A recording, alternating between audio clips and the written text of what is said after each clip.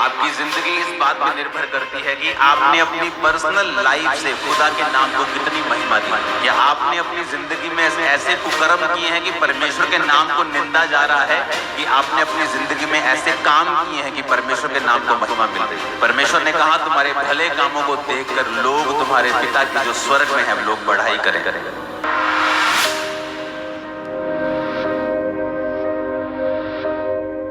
आपकी life bless करता है परमेश्वर जब आप पर्सनल जिम्मेवारी लेते हैं कि मैं खुदाबंद पर्सनल जिम्मेवारी लेता हूं कि मेरी जिंदगी से तेरे नाम को सिर्फ महिमा ही मिलेगी। जब आप अपने काम पर हैं, आप चोरी नहीं करते, ये एक पर्सनल महिमा है खुदाबंद को देना कि ये क्रिश्चियन है इसलिए चोरी नहीं करता, परमेश्वर के नाम को महिमा मिलती है। आप अपने मोहल्ले में हैं, आप बाकियों की तरह चुगली नहीं करती, आपको नहीं इंटरेस्ट कि दूसरे के घर में क्या हो रहा है, आपको इंटरेस्ट है कि आज मैंने प्रार्थना की है कि नहीं की, आज मैंने बाइबल पढ़ी है कि नहीं पढ़ी, आज मेरे बेटे ने, मेरी बेटी ने, मेरे हस्बैंड ने परमेश्वर में समय बिताया है कि नहीं बिताया। आपको पता है कि अगर आप भी उनके जैसा ही करेंगे तो ये परमेश्वर की महिमा नहीं होगी। और जब आपकी जिंदगी से, पर्सनल जिंदगी से प्रभु की महिमा नहीं होती, वो आपको नहीं बढ़ाता। आपकी जिंदगी इस बात पे निर्भर करती है कि आपने अपनी पर्सनल लाइफ से खुदा के नाम को कितनी महिमा दी है। क्या आपने अपनी जिंदगी में ऐसे कुकर्म किए हैं कि परमेश्वर के नाम को निंदा जा रहा है, कि आपने अपनी जिंदगी में ऐसे काम किए हैं कि परमेश्वर के नाम को महिमा मिल रही है। परमेश्वर ने कहा तुम्हारे भले कामों को देखकर लोग तुम्हारे पिता की जो स्वर्ग में है लोग बढ़ाई करें। जब इजरायली लोग निकले वहां से तो बड़े चमत्कार दिखा के निकले। तो जब इजरायली लोग वहां पहुंचे नहीं जहां उनको पहुंचना चाहिए था, तो आप जानते हैं लोगों ने क्या कहा? लोगों ने परमेश्वर के नाम को निंदा दी। परमेश्वर ने कहा इनका परमेश्वर तो बड़ी बड़ी बातें करके इनको यहां से ले गया था, लेकिन वहां नहीं पहुंचाया जहां इन्हें पहुंचाने का वायदा परमेश्वर ने किया था। और वचन में क्या लिखा है कि इसके कारण परमेश्वर की निंदा हुई अन्य जातियों में।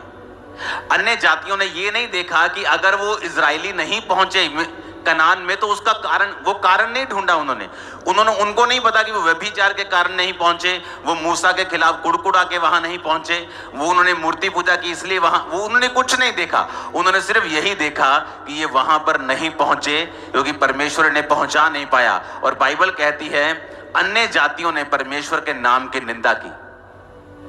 आपके कारण अगर परमेश्वर के नाम को महिमा मिलेगी, परमेश्वर आपको पब्लिकली रिवॉर्ड करेगा और बढ़ाएगा।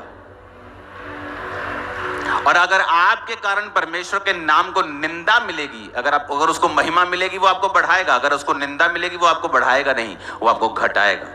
और ये शुरुआत होती है छोटे लेवल से। जब आपको कोई नहीं देख रहा और फिर भी आप परमेश्वर में वफादार हैं, तो परमेश्वर आपको आगे लेके जाता है। उस चोरी को, उस व्यभिचार को कोई नहीं देख रहा, किसी को मालूम नहीं होगा, लेकिन परमेश्वर को मालूम होगा, जो बढ़ाने और घटाने वाला परमेश्वर है।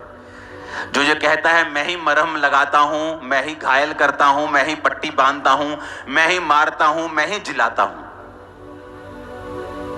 रोमियो 2 उसकी 24 आयत में आप स्क्रीन पर देखेंगे, सिर्फ नोट करेंगे और पढ़ेंगे घर जाके इसको। क्योंकि तुम्हारे कारण अन्य जातियों में परमेश्वर के नाम की निंदा की जाती है। इसमें परमेश्वर कंप्लेंट करता है कि तुम्हारे कारण, परमेश्वर ने ये नहीं कहा मेरे कारण या शैतान के कारण कि शैतान कर रहा है, परमेश्वर ने कहा नहीं, तुम्हारे कारण परमेश्वर की निंदा की जाती है अन्य जातियों में। वचन में लिखा है, जब आप न्यायियों 6 उसकी 1 से 6 आयत पढ़ते हैं, तब इजराइलियों ने यहोवा की दृष्टि में बुरा किया, इसलिए यहोवा ने उन्हें मिधानियों के वश में 7 वर्ष तक रखा और मिधानी इजराइलियों पर प्रबल हो गए। और मिधानियों के डर के मारे इजराइलियों ने पहाड़ों के गहरे खड्डों और गुफाओं और किलों में अपने निवास बना लिए। जब जब इजरायली बीज बोते तब तक मिधानी, अमालेकी और पूर्वी लोग चढ़ाई करके सब कुछ खत्म कर देते थे। अब अज्जा तक छावनी डाल डालकर भूमि की उपज नष्ट कर डालते थे और इजरायलियों के लिए ना तो भोजन वस्तु, ना भेड़ बकरी, ना गाय बैल, ना गधा छोड़ते थे। 6 आयत में लिखा, मिद्यानियों के कारण इजरायली बड़ी दुर्दशा में पड़ गए, तब इजरायलियों ने यहोवा की दुहाई दी।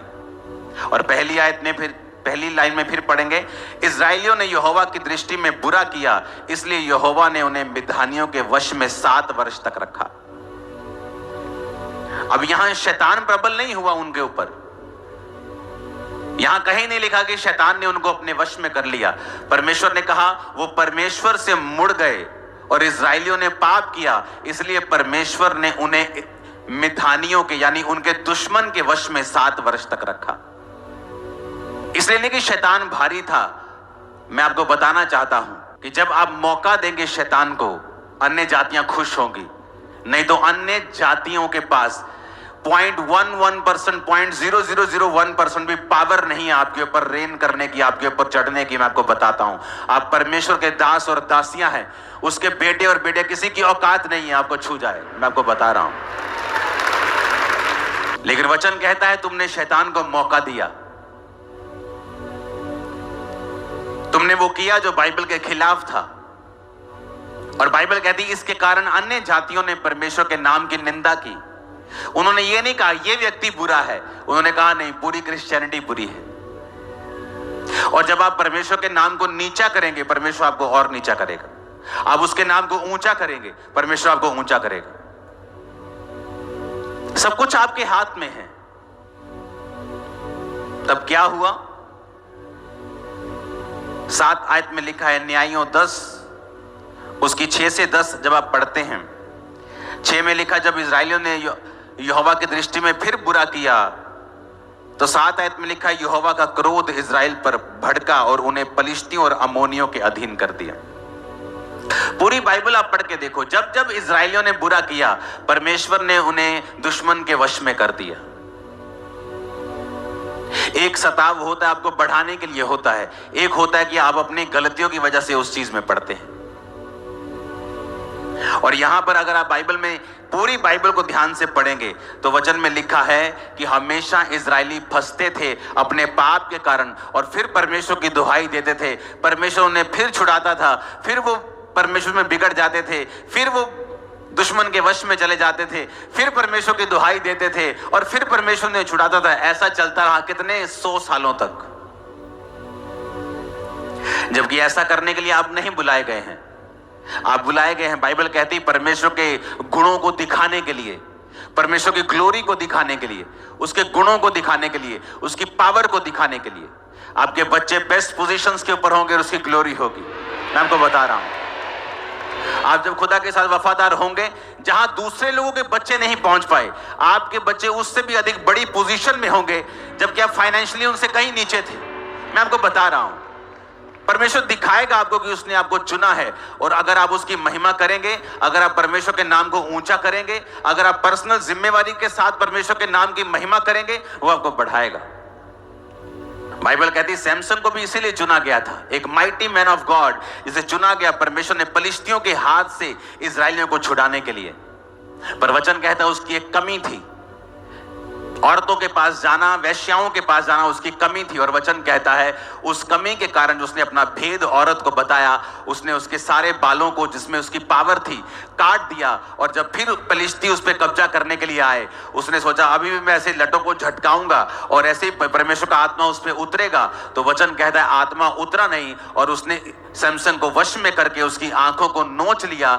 वो सैमसन जो उनका मजाक उड़ाता था, अब वो लोग सैमसन का मजाक उड़ाने लगे। कारण क्या था? शैतान। अरे शैतान तो लोगों को छू भी नहीं सकता, हम लोगों को शैतान तो टच भी नहीं कर सकता। बाइबल कहती है वो तो हमारे पांव की जूती के नीचे है। हमें लताड़ने का परमेश्वर ने अधिकार दिया है, डांटने का अधिकार दिया है, निकालने का अधिकार दिया है। शैतान आपकी लाइफ में कुछ नहीं कर सकता।